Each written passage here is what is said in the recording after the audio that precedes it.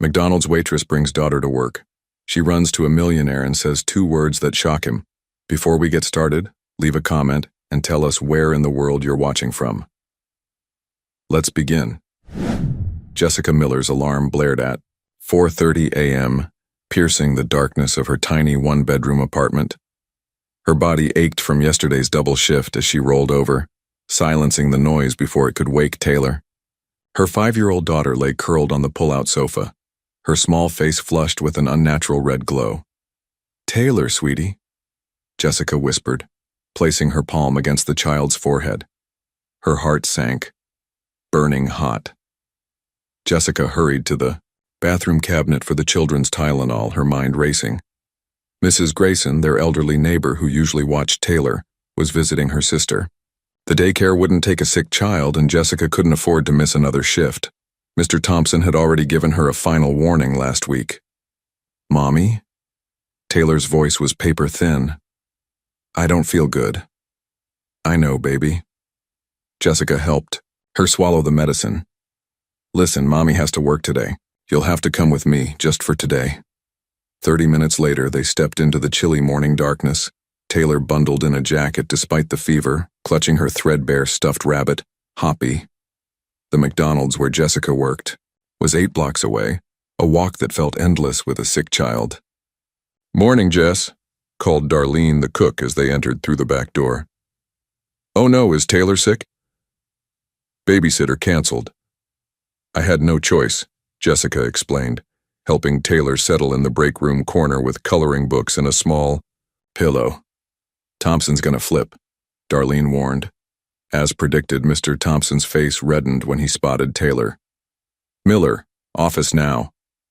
"Sir, I understand your policy about children, but this is an emergency," Jessica pleaded. "She's quiet, she won't be any trouble." "Last time, Miller," he growled. "One peep from her, and you're done." The morning rush kept Jessica running between tables, refilling coffees and taking orders while checking on Taylor every few minutes.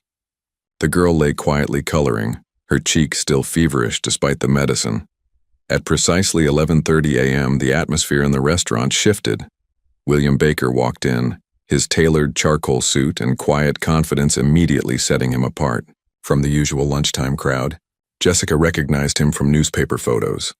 The billionaire CEO of Baker Innovations. As Jessica approached his table with a menu, something extraordinary happened. Taylor, who had been listless all morning, suddenly sat up straight, her eyes wide and alert. Before Jessica could react, the little girl was on her feet wobbling across the restaurant floor. "Taylor, no," Jessica called, but it was too late. Taylor reached William Baker's table and threw her small arms around his waist. The entire restaurant fell silent. Forks froze mid-air. Conversations halted. "You're in Mommy's picture," Taylor whispered, loud enough for nearby tables to hear. "The one she keeps in her special box?" William Baker's face drained of color as he stared down at the child, then up at Jessica, who stood frozen in shock. Time seemed to stop as their eyes locked across the restaurant, both equally stunned by the child's words. Neither could possibly know how this moment would change everything. The silence in the restaurant felt like a physical weight pressing down on Jessica's chest. She rushed forward, her face burning with embarrassment as she gently pried Taylor away from William Baker. "I'm so sorry, sir," she stammered, unable to meet his eyes. "She's running a fever. She doesn't know what she's saying." William Baker remained frozen, his gray eyes fixed on Taylor with an intensity that made Jessica uncomfortable. His hand trembled slightly as he set down his water glass.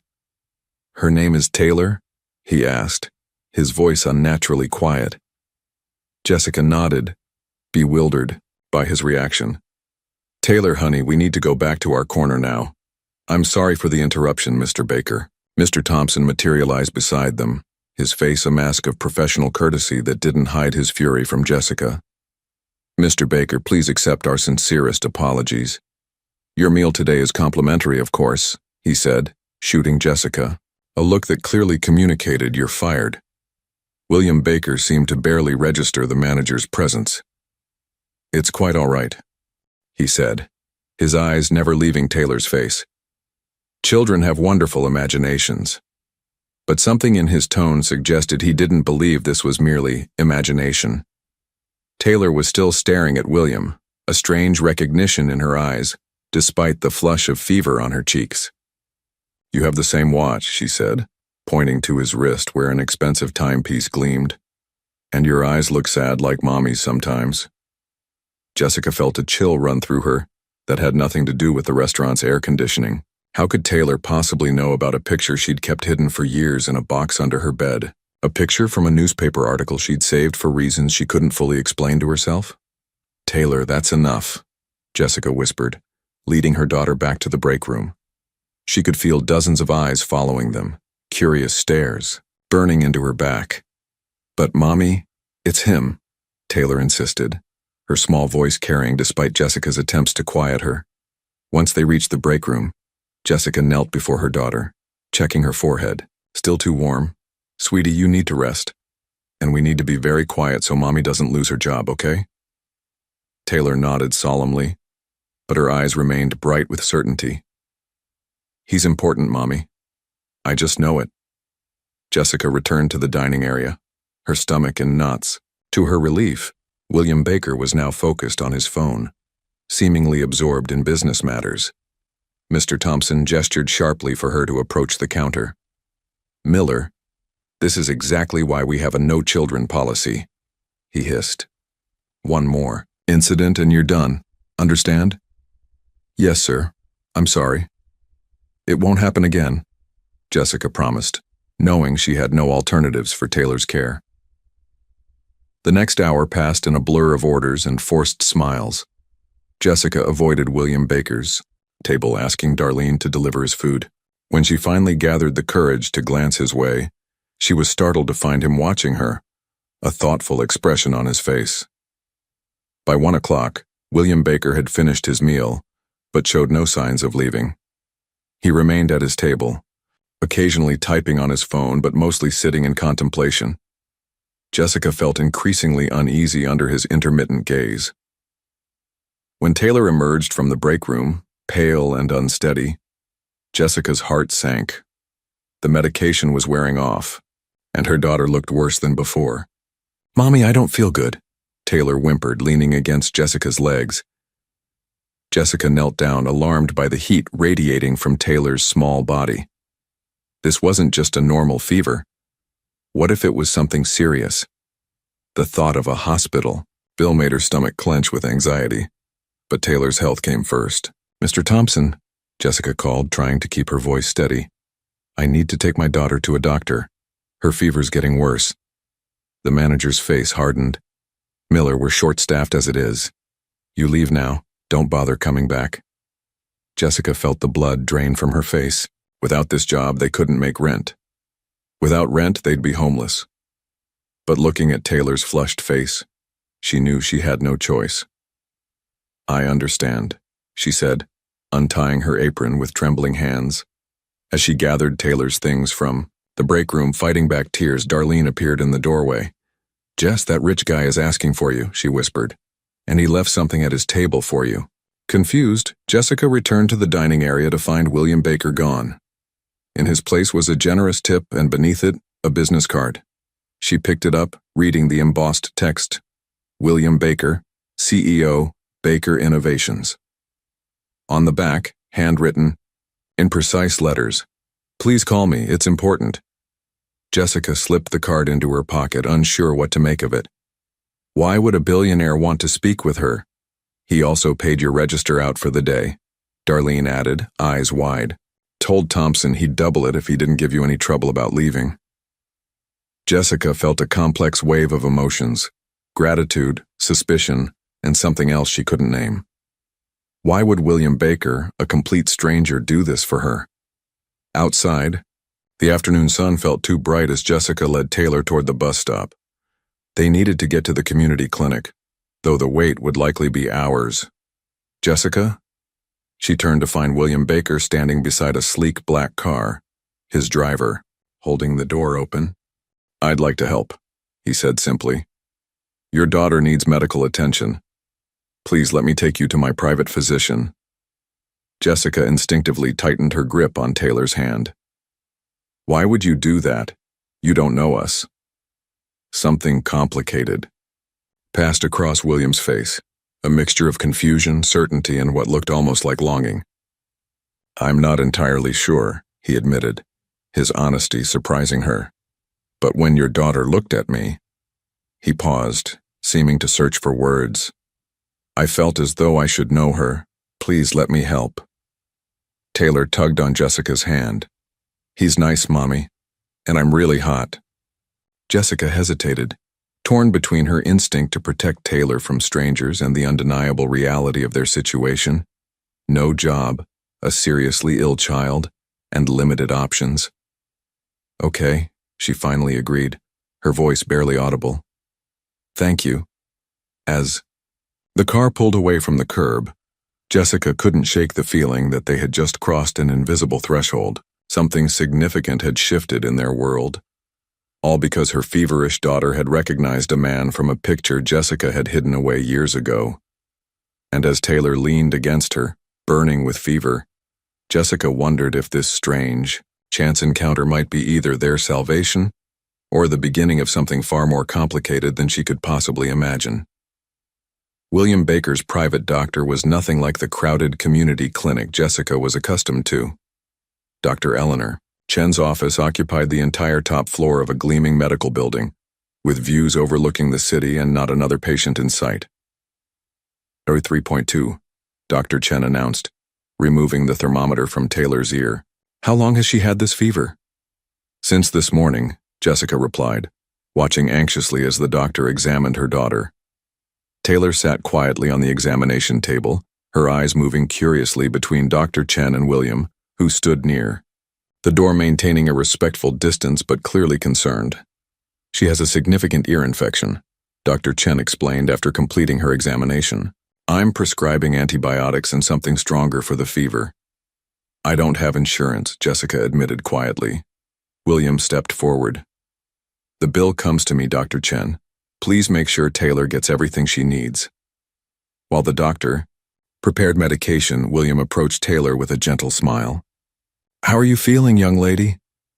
Better now, Taylor replied, studying his face with unnerving intensity. Why were you hiding from us? William blinked in surprise. Hiding? I wasn't hiding, Taylor. Mommy looks at your picture and cries sometimes, Taylor said with a child's blunt honesty. Jessica felt her face burn. Taylor, please, she whispered, mortified. Mr. Baker doesn't need to hear this. William's expression was unreadable. It's quite all right. He turned to Taylor. I think you might be confusing me with someone else.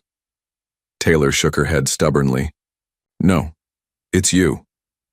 An uncomfortable silence filled the room until Dr. Chen returned with medication and instructions. Jessica absorbed the information while keeping a wary eye on William, who had retreated again but seemed lost in thought. When they finished, William insisted on driving them home. You'll need to get these prescriptions filled immediately, he said, leaving no room for argument. The drive to Jessica's apartment building was silent, except for Taylor's occasional comments about buildings they passed. Jessica noticed how William listened attentively to each one, responding with genuine interest rather than condescension. When they arrived, William asked his driver to wait while he escorted them upstairs. Jessica hesitated before unlocking her door, acutely aware of the peeling paint and worn carpet in the hallway. Thank you for everything, she said, stopping at her threshold. But I think we should. Jessica, William interrupted gently. I understand your caution, but I'd like to talk once Taylor is settled. There's something unusual happening here. Jessica hesitated, torn between prudence and curiosity. Taylor made the decision for her, reaching out to take William's hand as naturally as if she'd known him forever. Come see my drawings, she invited, pulling him inside. Their apartment felt painfully small with William in it. He seemed too large, too polished for their shabby furniture and second-hand belongings. Yet he showed no judgment, focusing solely on Taylor as she proudly showed him her artwork on the refrigerator. You're very talented, he told her seriously, examining a crayon drawing of a purple-haired princess. Once Taylor had taken her medicine and settled on the couch, with her stuffed rabbit, William turned to Jessica, his expression grave. "I need to ask you something," he said quietly. "The picture your daughter mentioned, may I see it?" Jessica felt a strange tremor run through her. "How do I know I can trust you?" William considered this, then replied, "You don't. But I promise. I'm only trying to understand what's happening here. Your daughter recognized me in a way that shouldn't be possible." Against her better judgment, Jessica retrieved a small box from beneath her bed. Inside was a newspaper clipping from 6 years ago. William accepting a business award, looking younger but undeniably the same man. "I've never shown this to Taylor," she whispered. "Never even mentioned you. I don't understand how she knew." William stared at the photo, then at Taylor, who had fallen asleep on the couch. "Neither do I," he admitted. "But I intend to find out." William sat at Jessica's small kitchen table, turning the newspaper clipping over in his hands. "This is from the Business Journal, 6 years ago." His voice was thoughtful, probing. "Why did you keep it?" Jessica fidgeted with her coffee mug, avoiding his gaze. "I don't really know," she admitted. "I was in college then, taking a business ethics class.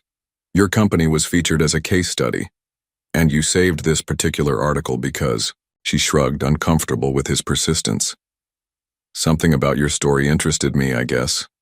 Self-made millionaire. Innovative thinking." She paused. "Look, I never expected Taylor to recognize you. I've never shown her this picture." William glanced at Taylor, sleeping peacefully on the couch, her fever finally breaking. "Children sometimes have unusual intuitions," he said, though his tone suggested he wasn't satisfied with this explanation. "May I ask about Taylor's father?" The question hung in the air between them. Jessica stiffened. "He's not in the picture. Left before she was born." "I'm sorry," William said, his voice softening. "That must have been difficult." "We manage," Jessica replied curtly. She wasn't about to share the details of Michael's betrayal with a stranger, no matter how generous he'd been. William seemed to sense her walls going up. He handed the clipping back to her and reached for his wallet, extracting a card. "My direct number," he said. "Call me if Taylor's condition changes or if you need anything at all." Jessica took the card reluctantly. "Why are you doing this? Being so helpful to complete strangers?" William's gray eyes met hers with unexpected intensity. "I lost my wife several years ago." She was. He paused, seeming to search for words. "Taylor reminds me of someone. I can't explain it better than that." An awkward silence filled the small apartment until William's phone chimed with a message. He checked it and stood up. "I have a meeting I can't miss," he said, straightening his already immaculate suit. "But I'd like to check on Taylor tomorrow, if that's all right." Before Jessica could formulate a response, Taylor stirred on the couch. "You're leaving?" she asked William, her voice small and disappointed. "Just for now," he assured her with a gentle smile. "I'll come back to see how you're feeling." Taylor nodded as if this were the most natural arrangement in the world. "Promise?" "Promise," William replied, and Jessica noticed how his professional demeanor softened around her daughter. After William left, Jessica sat beside Taylor, stroking her hair. "How are you feeling, sweetie?" "Better," Taylor said, then added with absolute certainty, "He's going to help us, Mommy." "Mr. Baker has been very kind," Jessica acknowledged carefully. "No," Taylor insisted, her eyes suddenly intense despite her illness. "He needs to help us, and we need to help him. He's lost." Jessica felt a chill run through her. "What do you mean, lost?" Taylor frowned, struggling to articulate thoughts too complex for her 5-year-old vocabulary. "He doesn't remember," she finally said before yawning widely. "Remember what, Taylor?" But Taylor had already drifted back to sleep, leaving Jessica with more questions than answers. Later that evening, As Jessica unpacked the groceries William had arranged to be delivered, far nicer brands than she could normally afford, her phone buzzed with a text from an unknown number. "Stay away from William Baker if you know what's good for you and your daughter." Jessica nearly dropped the phone, her hand trembling as she read the message again. Outside her apartment window, she noticed a dark sedan parked across the street, its engine running. Inside, Taylor slept peacefully, unaware that their encounter with William Baker had set something dangerous in motion. Something that would force Jessica to decide how much she trusted this man who had walked into their lives just hours ago. She glanced at William's business card on the counter, then back at the threatening text message. Whatever was happening, they were now part of it. Jessica barely slept that night, startling at every sound outside her apartment window. The dark sedan had disappeared around midnight, but the threatening text message remained on her phone. A digital reminder that someone was watching. Taylor woke fever-free but still weak, her usual energy subdued. "Is Mr. William coming today?" she asked over cereal. "I don't know, sweetie." Jessica weighed her options. She needed to find a new job immediately. The rent was due in 10 days, but she also needed to protect Taylor from whatever danger they'd stumbled into. Her phone rang, displaying an unfamiliar number. "Jessica Miller," a woman's crisp voice greeted her. "This is Vanessa Pierce, Mr. Baker's executive assistant. Mr. Baker asked me to check on Taylor's condition this morning." "She's better, thank you," Jessica replied cautiously. "Excellent. Mr. Baker would like to meet with you today if possible. He can send a car at your convenience." Jessica hesitated. "I'm actually job hunting today. I lost my position yesterday." There was a brief pause. "I understand. Perhaps I could help with that. Baker Innovations has connections with several businesses in the area. Would you be open to some referrals?" The offer was tempting but raised Jessica's suspicions further. Why was William Baker so invested in helping them? "I appreciate the offer," Jessica said carefully, "but I'd prefer to handle it myself." "Of course." Vanessa's tone remained professional.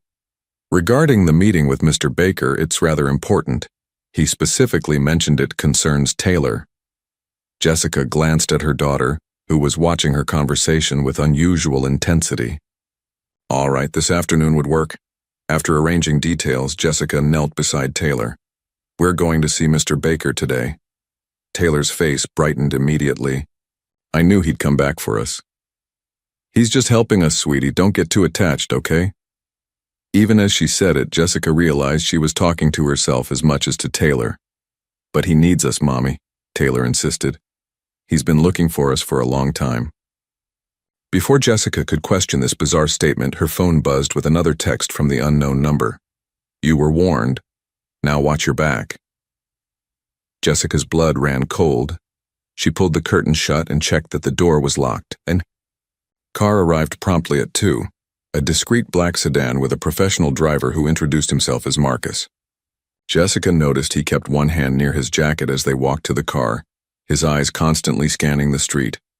"Security detail," he explained briefly when he caught her watching. "Mr. Baker's orders. Baker Innovations headquarters occupied. A gleaming skyscraper downtown." Jessica felt underdressed in her simple blouse and jeans as Marcus escorted them through the marble lobby to a private elevator.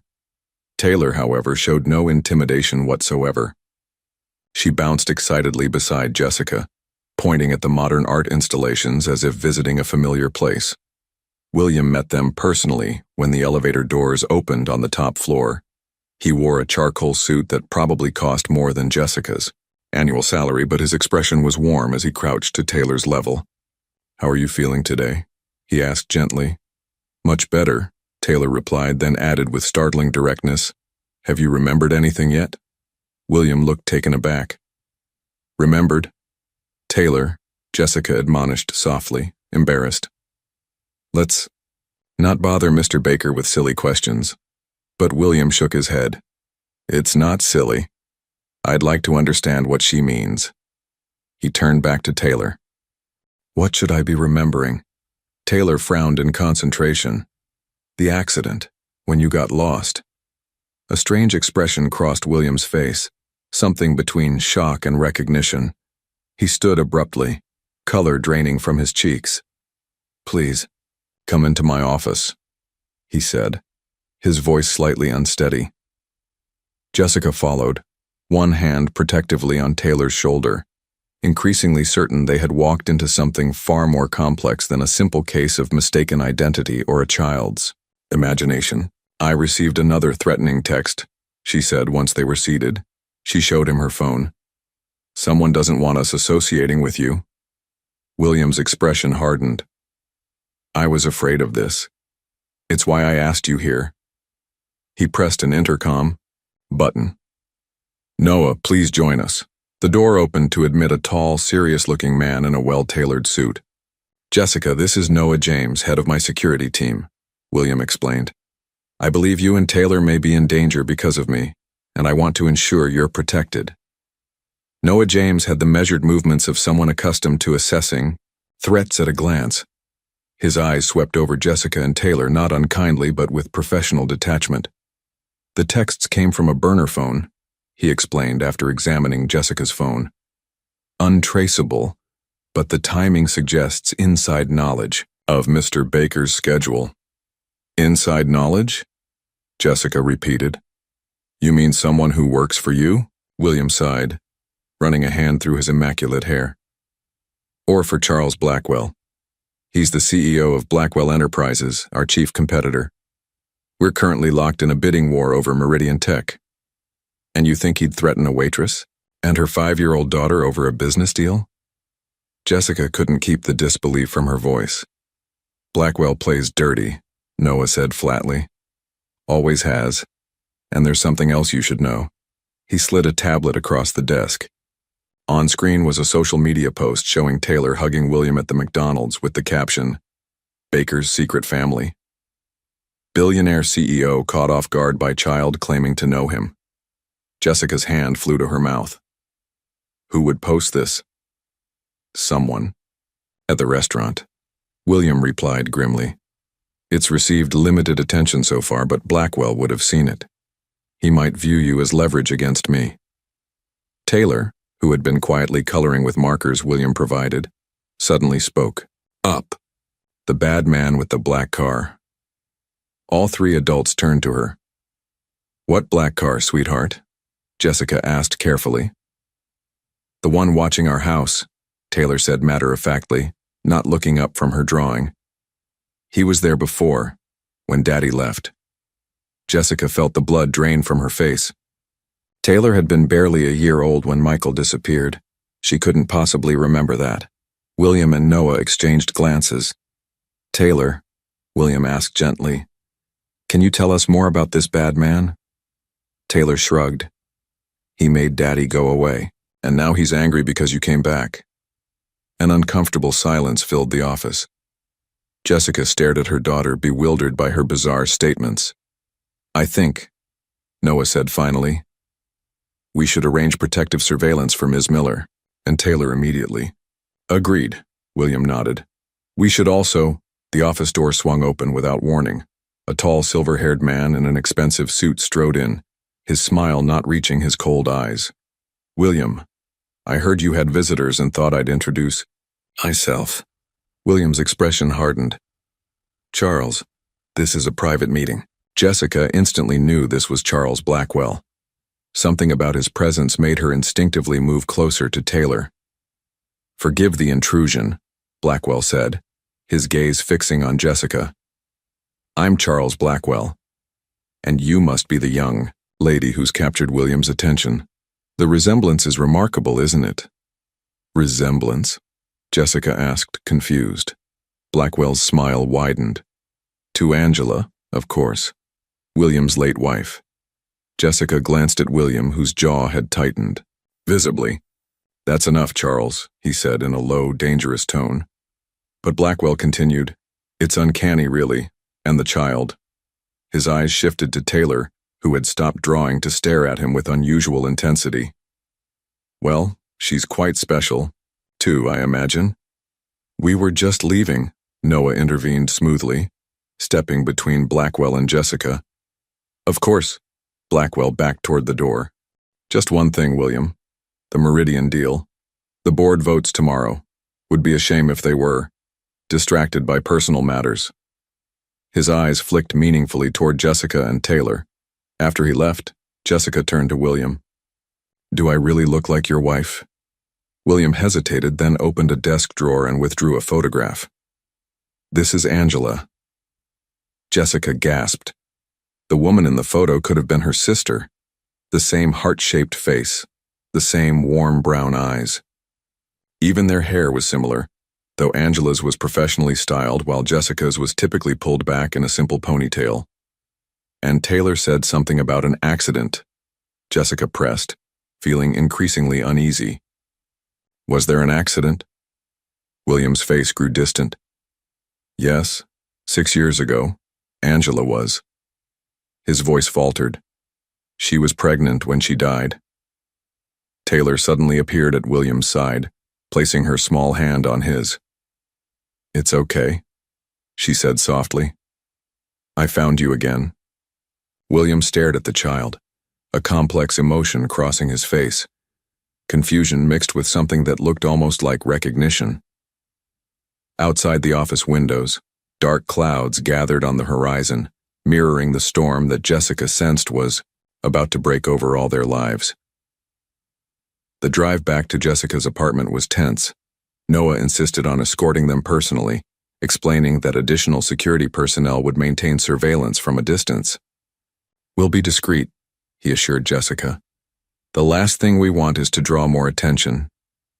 Jessica gazed out the window, her mind racing. The resemblance to Angela couldn't be coincidence, could it? And Taylor's bizarre statements. How could her 5-year-old possibly know about things that happened before she was born?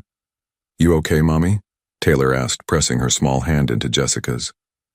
Just thinking, sweetie. Jessica forced a smile. When they arrived at the apartment building, Noah performed a perimeter check before allowing them inside. Taylor skipped ahead to their door while Noah taught Jessica how to use the new security app he'd installed on her phone. One press of this button alerts our team immediately, he explained. We'll also install discrete cameras in the hallway tonight. Is all this really necessary? Jessica asked, though the threatening texts suggested it was.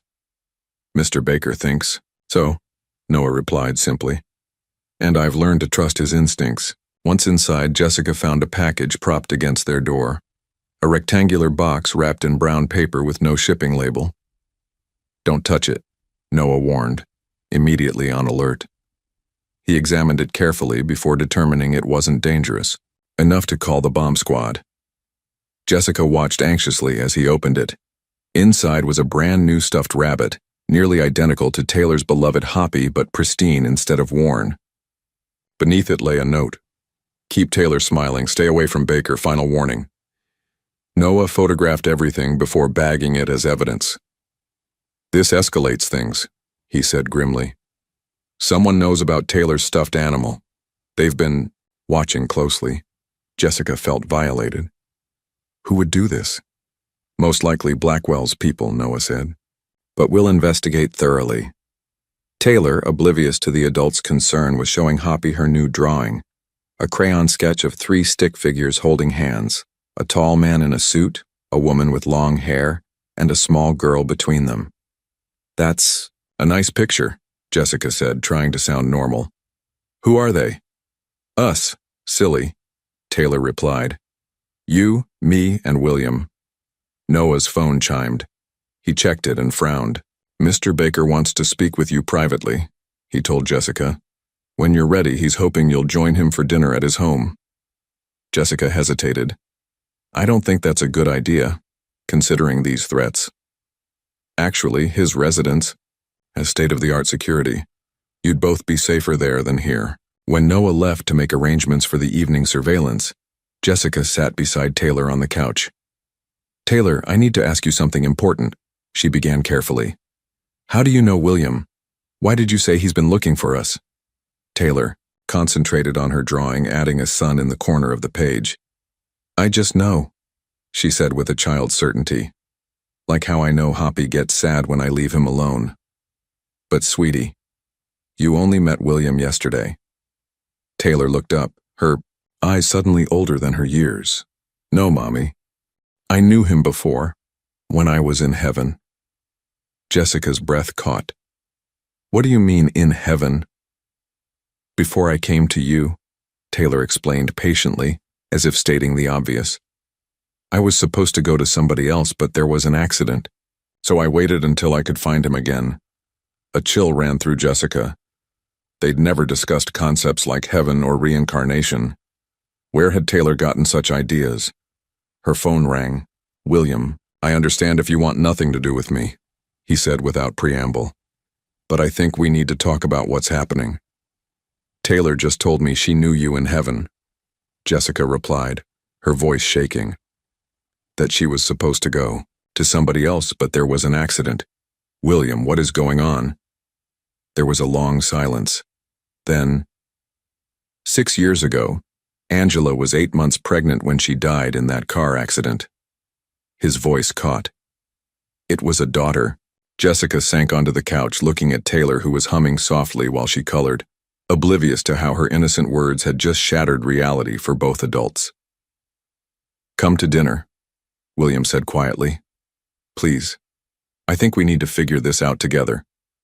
As Jessica ended the call, she noticed Taylor had added something to her drawing, a fourth figure, smaller than the others, floating above them with what looked like wings. Who's that? Jessica asked, her throat tight. Taylor smiled. That's me before, when I was waiting. William Baker's home was exactly what Jessica had expected, a modern mansion overlooking the city, all clean lines and minimalist luxury. What she hadn't expected was how comfortable Taylor seemed there, immediately exploring as if she knew the place. She's remarkable, William said, watching Taylor examine a sculpture in the foyer. So at ease here. Jessica nodded, unsettled by the entire situation. This is all very strange, William. I know. He led them to a dining room where a private chef had prepared dinner. I've been thinking about what Taylor said, about knowing me in heaven. And? Jessica prompted as they sat down. William hesitated. I don't know what to believe. I'm not particularly religious or spiritual, but there are things happening that I can't explain rationally. He glanced at Taylor, who was arranging her napkin, with unusual precision. The way she recognized me, the things she knows, and your resemblance to Angela. You think Taylor is somehow connected to your unborn daughter? Jessica kept her voice low, though Taylor seemed preoccupied with her glass of apple juice. I don't know what to think, William admitted, but I can't dismiss it either. Jessica watched her daughter, remembering how Taylor had always seemed wise beyond her years, sometimes saying things that made Jessica wonder where such thoughts came from. What about her father? William asked carefully. You said he left. Before she was born? Jessica tensed. She rarely discussed Michael with anyone. Yes, his name was Michael. We met in college. He was charismatic, ambitious. When I got pregnant, he seemed happy at first, but then... She paused, the memory still, painful. He just disappeared one day, left a note saying he couldn't do this and vanished. I'm sorry, William said softly. It was 6 years ago, Jessica replied. We've managed fine without him. Taylor suddenly looked up. He didn't want to leave, she said, matter-of-factly. The bad man made him. Jessica and William exchanged glances. What bad man, Taylor? William asked gently. The one who watches us, the one who works for Mr. Blackwell. Jessica felt a chill. Taylor? How do you know about Mr. Blackwell? Taylor shrugged, returning to her dinner. I just do. The rest of the meal passed with lighter conversation, William asking about Taylor's interests in schooling. Jessica marveled at how naturally they interacted, as if some invisible thread connected them. After dinner, William's housekeeper helped Taylor get settled in the guest room with a movie while the adults retreated to his study. Noah found something, William said, closing the door. He opened his laptop, pulling up a grainy surveillance photo. This was taken outside your apartment building 2 days ago. Jessica leaned closer, her breath catching. The image showed a man in dark clothes watching her building. Do you recognize him? William asked. Jessica shook her head, then froze. Wait. She peered at the man's profile. Something about the set of his shoulders, the angle of his head. It's not possible. What? He looks like. Jessica swallowed hard. He resembles Michael, Taylor's father, but older, different somehow. William's expression darkened. Noah's team is running facial recognition. If there's a connection to Blackwell, we'll find it. Jessica paced the study, trying to process this new information. None of this makes sense. Why would Taylor's father be working for your business rival? Why would Blackwell care about us at all? I don't know, William admitted, but I intend to find out.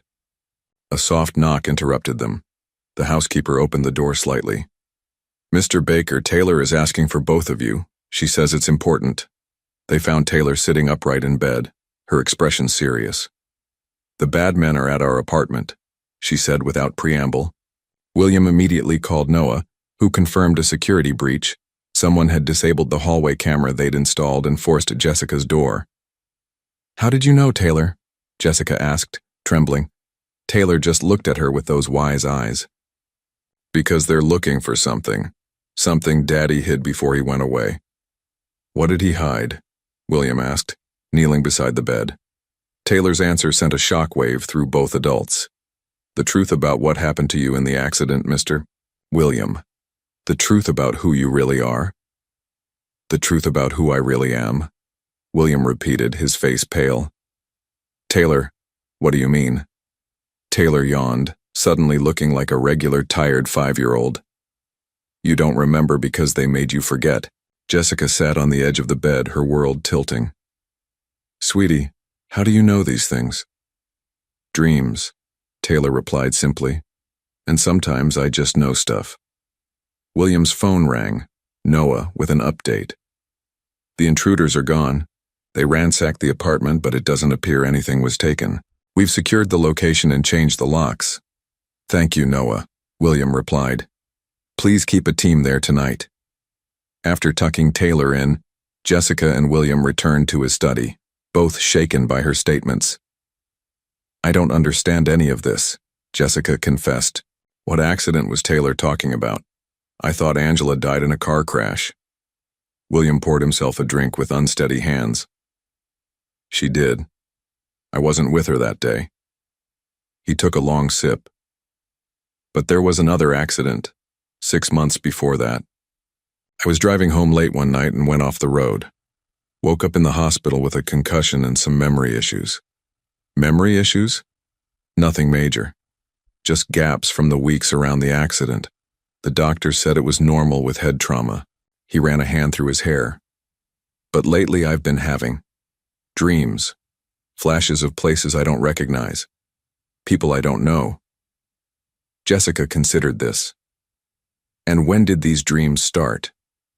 A few months ago. William paused. They intensified after I saw Taylor at the restaurant. Jessica felt a chill. Does Blackwell have anything to do with your accident? I don't see how. We were competitors, but our real rivalry didn't start until after I returned from recovery. William's brow furrowed. There's something else. The resemblance between you and Angela. I never mentioned it to anyone. It was too painful, but Charles recognized it immediately. Meaning he must have been watching us, Jessica concluded, or knew something I don't. William set down his glass. The thing is, Angela and I struggled with fertility issues for years. When she finally got pregnant, it seemed like a miracle. Jessica hesitated before asking, William, when exactly was your accident? December 6th, 6 years ago. She felt her blood run cold. That's the exact day Michael disappeared. The silence that followed was heavy with implications. Jessica, William said carefully, I need to ask you something personal. Do you have a photo of Michael? She nodded, pulling out her phone and scrolling through old images. This was us in college, she said, showing him a picture of her younger self with a handsome man, his arm around her shoulders. William stared at the image, his expression unreadable. I don't recognize him, but... He trailed off. But what? This sounds crazy, but I've had dreams where I see myself in a mirror and the reflection isn't me. It's someone else. He took a steadying breath. I need to make some calls. There's a specialist, Dr. Elliot, who helped after my accident. He might have insights. Jessica's phone chimed with a text from Noah. Found something in your apartment you should see. Coming to the house now. 20 minutes later, Noah arrived carrying a sealed evidence bag containing a small notebook. This was hidden in a sealed plastic bag inside the air vent in Taylor's room, he explained. Whoever broke in was looking for it but didn't find it. Jessica stared at the notebook. I've never seen this before. Noah carefully opened the bag and extracted the notebook, handing it to Jessica. The first page contained a single line in handwriting. She immediately recognized as Michael's. If you're reading this, I failed to come back for you. Find William Baker. He's the key to everything. Jessica's hands trembled as she turned to the next page, which contained a photograph that made her gasp. It showed William Baker, but younger, with slightly different features, standing beside Charles Blackwell. Both men were smiling at the camera. Written on the back in Michael's handwriting was a single question. Who is William Baker really? And what did Blackwell do to him? Jessica stared at the photograph, her heart pounding. This makes no sense. How could Michael have known you? William studied the image with equal confusion. That's definitely me, but I don't recall ever being this friendly with Blackwell. And my face looks different. Noah leaned in. Facial reconstruction after your accident, sir? Minor procedures only, William replied. Nothing that would change my appearance this dramatically. Jessica turned pages in the notebook, finding mostly blank sheets until halfway through, where Michael had written dates and locations, brief entries that read like surveillance notes. October 2nd, followed subject to Meridian Labs. October 15th, B met with unknown contact at Harbor Hotel. He was tracking someone, Noah observed. Blackwell, Jessica said. Michael was investigating Blackwell. She continued reading until she reached a passage that made her breath catch. November 28th. Confirmed subject is not WB. Plastic surgery, voice training. Real WB location unknown. Must warn J before. The entry ended abruptly. William took the notebook, reading the passage twice. This suggests that you might not be the real William Baker, Noah finished, his professional composure momentarily slipping. Jessica shook her head, trying to process this bombshell. But that's impossible. You run a billion-dollar company. People would notice if you were suddenly a different person. Not if the change happened during my recovery period, William said quietly. After the accident, I was out of the public eye for nearly 3 months. Noah was already typing on his phone. I'm contacting a trusted colleague to run deeper. Background checks, we need to verify hospital records, recovery facility documentation, everything. Jessica thought of Taylor sleeping upstairs, blissfully unaware of these shocking revelations. If Michael was investigating Blackwell and discovered something this explosive, then Blackwell had reason to make him disappear, William concluded grimly. We need proof, Noah said. Something more substantial than a notebook that could have been written by anyone. Jessica flipped through the remaining pages and found a small key taped to the inside back cover. This might be important. William examined it. Safety deposit box, most likely. But which bank? Jessica checked the final pages, finding a business card for First National Bank tucked in the binding. This could be it. Noah took the card. I'll have someone check this out discreetly first thing tomorrow. There's something else we need to consider, William said, his voice unnaturally calm. If I'm not really William Baker, then who am I? An uncomfortable silence filled the room as the implications hung in the air. Jessica found herself studying William's face, searching for similarities to Michael. The coloring was different, the bone structure altered, but something about the eyes. We should get some rest, Noah finally suggested. I'll have the team work through the night on this. The bank opens at 9 tomorrow. After Noah left, Jessica and William sat in silent contemplation. I should check on Taylor, Jessica said eventually, needing a moment to process everything. She found her daughter sleeping peacefully, Hoppy clutched to her chest. How could this innocent child know so much about things she couldn't possibly understand? When Jessica returned to the study, William was staring out the window at the city lights. In my dreams, he said without turning, I'm someone else. I'm in a small apartment, with a woman I love. We're happy, but worried about something. He faced Jessica. Last night I dreamed about a stuffed rabbit, just like Taylor's. Jessica felt her knees weaken. She steadied herself against the doorframe. William, what if Michael didn't abandon you? He said, his voice barely above a whisper. What if he became someone else? Someone who couldn't remember you? The question hung between them like a physical presence. Jessica thought of all the little moments.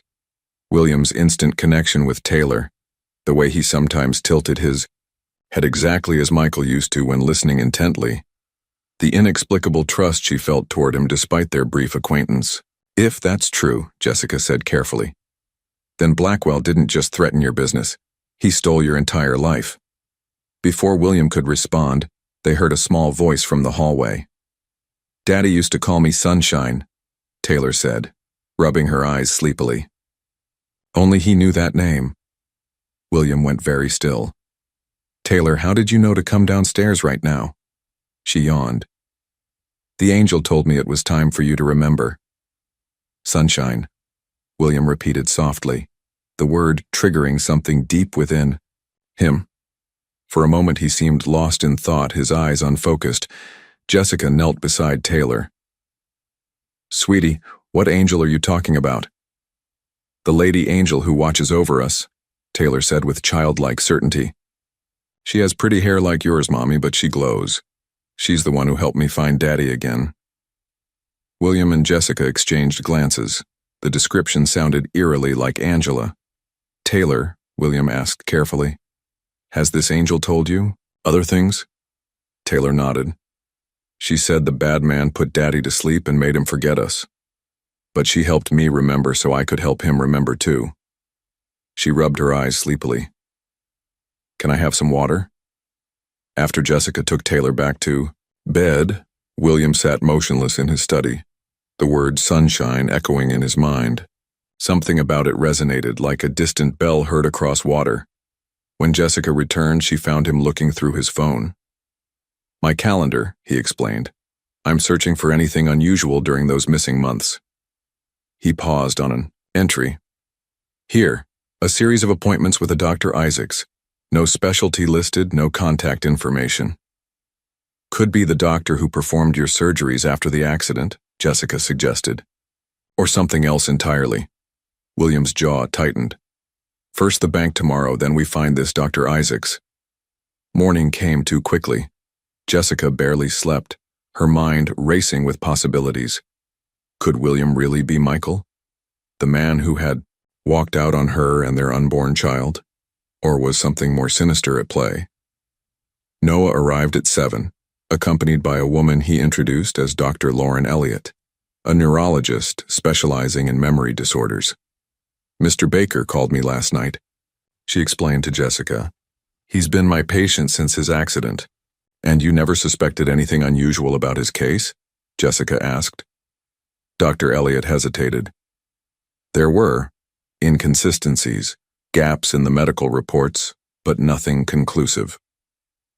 They gathered in William's home office while Taylor remained upstairs with the housekeeper. Dr. Elliott examined the notebook, her expression grave. If what this suggests is true, memory manipulation, identity replacement, it would require sophisticated techniques. Drugs, hypnosis, possibly even targeted electrical stimulation of specific brain regions. Is that even possible? Jessica asked. Theoretically, yes. Ethically and legally, absolutely not. Dr. Elliott turned to William. The dreams you've been having could be your original memories attempting to surface. The bank opens in an hour. Noah interrupted. We should move. They left Taylor in the care of Noah's most trusted security officer, and took separate vehicles to First National Bank. Jessica rode with William, an uncomfortable silence between them. "If I am Michael," he finally said, "that means I abandoned you and our unborn child." "We don't know what happened," Jessica replied. "If Blackwell really did this to you, then you didn't abandon us. You were taken." At the bank, they presented the key and Michael's ID, which Noah had retrieved from Jessica's apartment. The manager led them to a private room where the safety deposit box was brought in. William opened it with hands that trembled slightly. Inside lay a sealed envelope, a flash drive, and a small recording device. Jessica recognized Michael's handwriting on the envelope. For Jessica and Taylor. Evidence against Blackwell. William opened the envelope first, extracting several documents, medical reports, surveillance photos of Blackwell, with various doctors, and a handwritten timeline. But it was the final item that caused William to freeze, a DNA test comparing two samples labeled William Baker, original, and Subject X, post-procedure. "According to this," William said, his voice hollow, "Subject X's DNA doesn't match the original William Baker's." Jessica reached for the flash drive, plugging it into the laptop Noah had brought. It contained dozens of video files. She clicked on one titled Original Interview. The screen showed a younger William Baker, similar to the man beside her but with subtle differences, speaking directly to the camera. "My name is William Baker. If you're watching this, Charles Blackwell has succeeded in replacing me with his substitute. Find Michael Reynolds. He knows everything." William stared at the screen, his face pale. "Michael Reynolds," he whispered. Jessica's heart stopped. "That was your name," she said softly. "Michael Reynolds." In that moment, Taylor's words echoed in her mind. "I found you again." The drive back to William's, or rather Michael's mansion, was silent, each person lost in the implications of what they'd discovered. The recording device from the safety deposit box contained audio files documenting conversations between Blackwell and various medical professionals, discussing the procedure and memory recalibration. Noah had immediately sent copies of everything to his most trusted team members for safekeeping. "Blackwell has resources," he explained. "We can't risk losing this evidence." Jessica kept glancing at William, seeing him through new eyes. This man who had been helping them, who had felt an inexplicable connection to Taylor, was actually her daughter's father. A man whose entire identity had been stolen and rewritten. "I don't know who I am anymore," Michael said quietly as they approached the mansion gates. "Everything I thought I knew about myself is a lie." Dr. Elliot, who had joined them at the bank, spoke up from the back seat. "Your core self remains intact.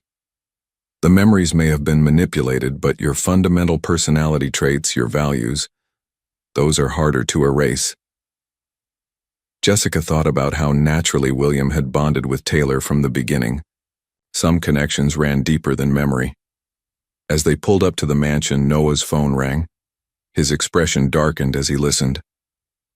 "Sir," he said urgently as he ended the call, "Blackwell has called an emergency board meeting at Baker Innovations. He's presenting evidence that you're mentally unstable and seeking to have you removed as CEO." "On what grounds?" William demanded. "Apparently he has photographs of you with Jessica and Taylor, medical reports suggesting psychiatric issues, and testimony from a doctor claiming you've been experiencing delusions." Jessica's stomach dropped. "He's moving against you now because he knows we found the evidence." They rushed inside to find Taylor and the security officer playing a board game in the living room, both thankfully safe. Taylor looked up, immediately sensing the tension. "The bad man is coming, isn't he?" she asked. Before anyone could respond, William's phone chimed with an incoming video call. "Blackwell." William hesitated, then answered, putting it on speaker. "William, my friend." Blackwell's smug voice filled the room. "Or should I say, Michael, I see you've been quite busy today." "It's over, Blackwell," William replied. "We have the evidence. DNA tests, your conversations with the doctors, everything." Blackwell chuckled. "Impressive. But it changes nothing. The board meeting starts in an hour. Even if you race there with your so-called evidence, Who would believe such an outlandish story? That I somehow replaced the real William Baker with a look-alike? You'll sound deranged, which conveniently supports my case. Why did you do this? Jessica demanded. Where is the real William Baker? Ah, Jessica, still as fiery as I remember. The real William Baker was becoming problematic. His research into neural interfaces was revolutionary, but he refused to weaponize it. Such a waste of potential. So you replaced him with Michael, a man who had the intelligence but could be controlled through memory manipulation. Dr. Elliot said, precisely. Michael was investigating me for a story, a talented journalist with a scientific background. Perfect raw material. And to have him run the company believing he was Baker. Poetic. William's face hardened. And what about Jessica and our child? You made me abandon them. Collateral damage, Blackwell dismissed. Though in fairness, we did try to erase those memories completely. Seems some things run too deep. Jessica felt sick. This man had casually destroyed 3 lives, 4, counting the real William Baker, for corporate gain. You won't get away with this, William said, his voice deadly calm. I already have. Blackwell's tone was triumphant. But I'm not unreasonable. Resign now, transfer your controlling shares to me, and I'll leave your little family alone. Refuse, and I'll destroy not just your career, but Jessica and that remarkable child of yours. The call ended abruptly, leaving them in stunned silence. He's bluffing, Noah said. He wouldn't dare hurt a child. He replaced a man's entire identity, Jessica countered.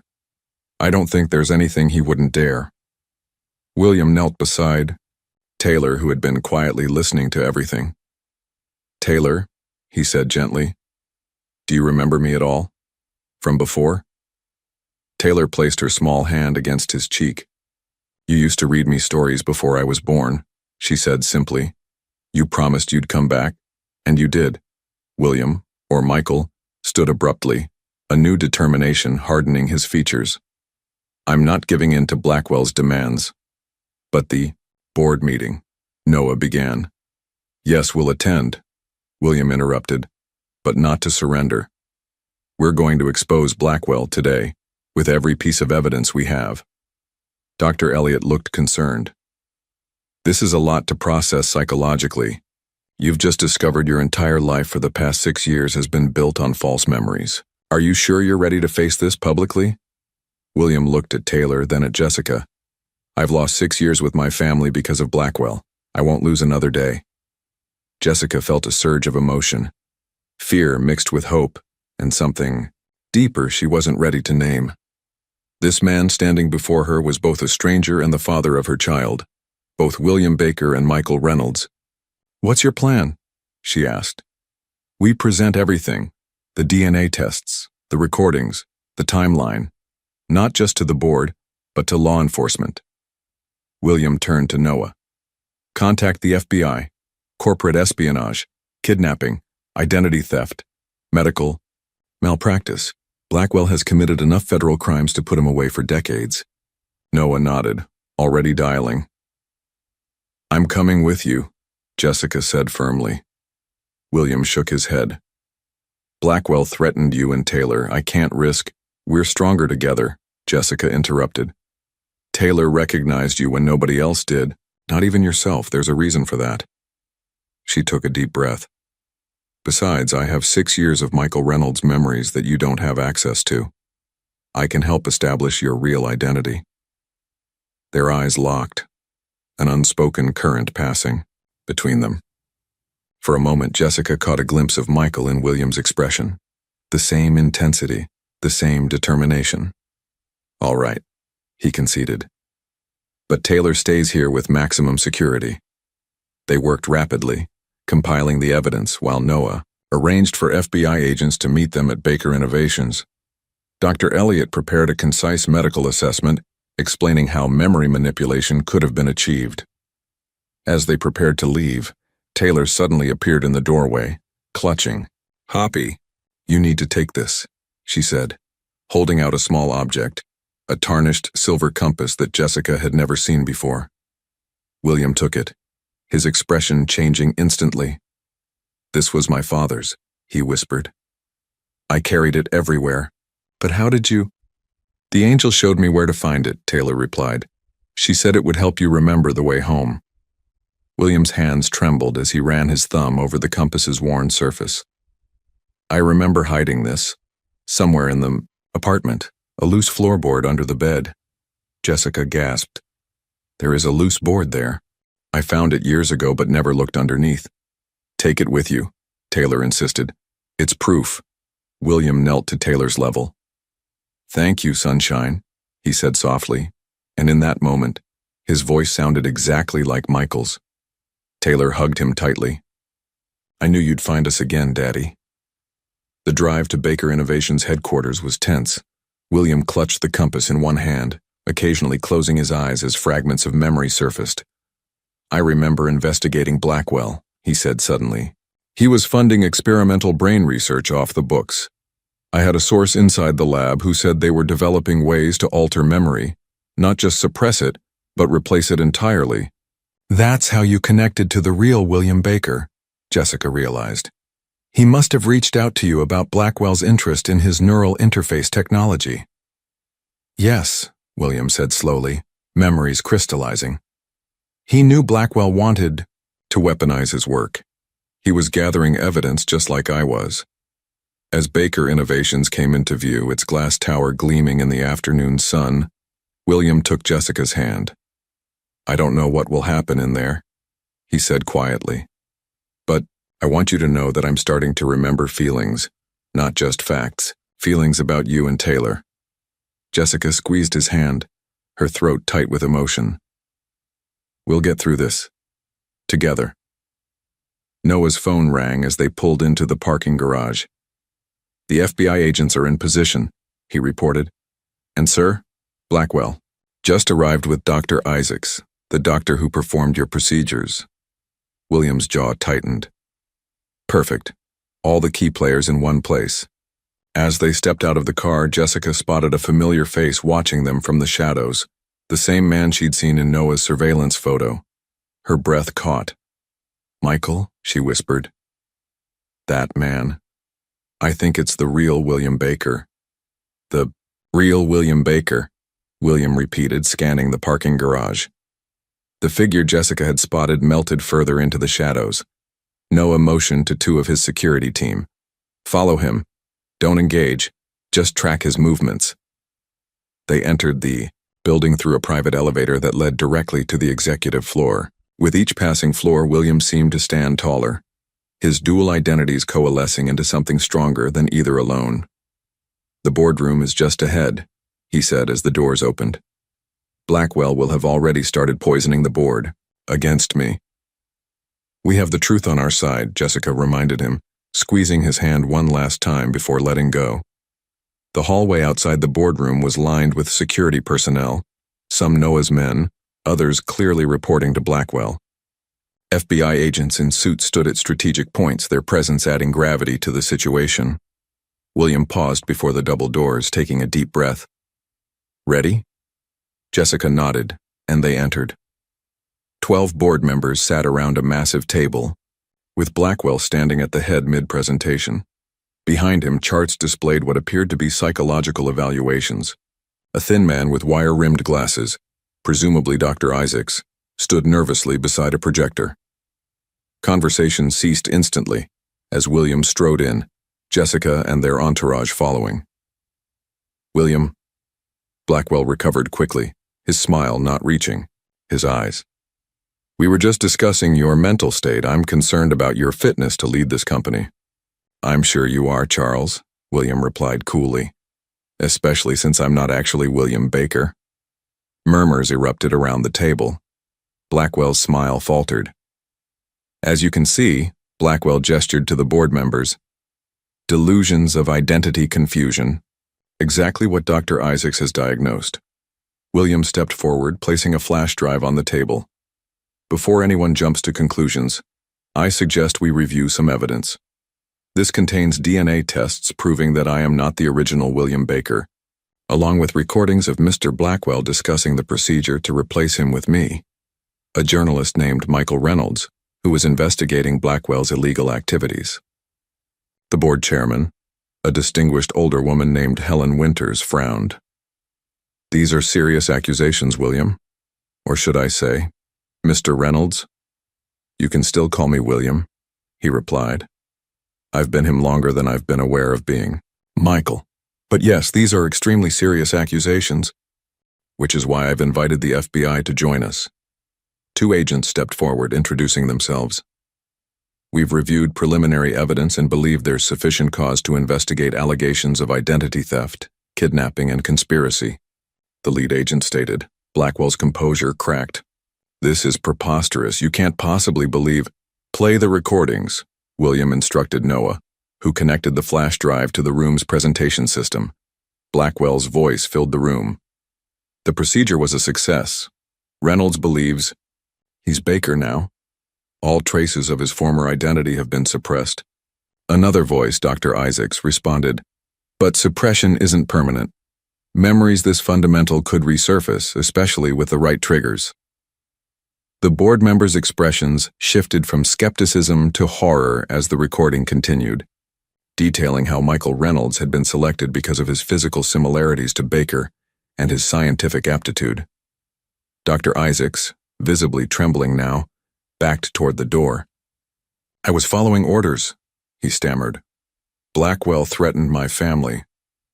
"You're both insane," Blackwell snarled, but his confident facade was crumbling. Helen Winters stood. "I think we've heard enough to warrant a full investigation. I move to temporarily suspend both Mr. Blackwell and—" She hesitated, looking at William. "The current CEO until this matter is resolved legally." "Seconded," another board member quickly added. As the board formally voted, the doors burst open. Noah's security team entered, escorting the man from the parking garage, thin, haunted-looking but with unmistakable intelligence in his eyes. "William Baker," the man said, his voice hoarse from disuse. "The real William Baker. I've been watching, waiting for the right moment." He turned to Blackwell, who had gone deathly pale. "You kept me alive because you needed my ongoing research, but you never thought I'd escape." The room erupted in chaos. FBI agents moved to detain both Blackwell and Dr. Isaacs, reading them their rights. Board members clustered around the real William Baker, asking questions he seemed too overwhelmed to answer. In the midst of the commotion, Michael, found Jessica's hand again, their fingers intertwining. "It's over," he whispered. Jessica nodded, tears threatening. "But it's also just beginning." 3 months later, Jessica sat on a park bench watching Taylor chase butterflies through a field of wildflowers. The autumn sun cast a golden glow, warming. Her face as a familiar figure approached and sat beside her. "She has so much energy," Michael said, smiling as Taylor spotted him and waved excitedly. He was Michael now, fully and completely. In the weeks following Blackwell's arrest, Dr. Elliott had helped him integrate his recovered memories, finding a balance between the man he'd been and the man he'd become. "How was your meeting with the real William?" Jessica asked, leaning slightly against his shoulder. "Productive. He's officially taking back his name and position as head of research, but he wants me to remain as CEO." Michael shook his head in amazement. "He says I've done more with the company than he ever could have." The aftermath of the scandal had been chaotic but ultimately healing. Blackwell and his conspirators faced multiple federal charges. The real William Baker had emerged from hiding, his years of captivity leaving him changed but resilient. And most importantly, Taylor had her father back, though she insisted she'd never really lost him.